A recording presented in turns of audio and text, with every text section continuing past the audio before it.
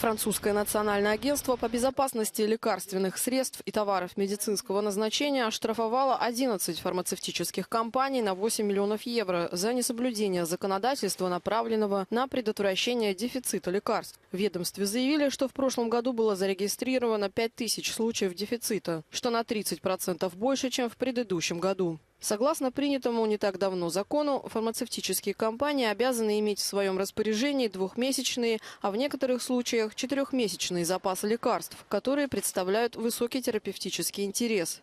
Самый крупный штраф был наложен на компанию «Биогаран», основного производителя препаратов-дженериков в стране. За последние 10 лет нехватка лекарств обострилась не только во Франции, но и во всем мире. В прошлом году Еврокомиссия ввела механизм, направленный на решение фармацевтических проблем в блоке и распределение запасов среди государств-членов.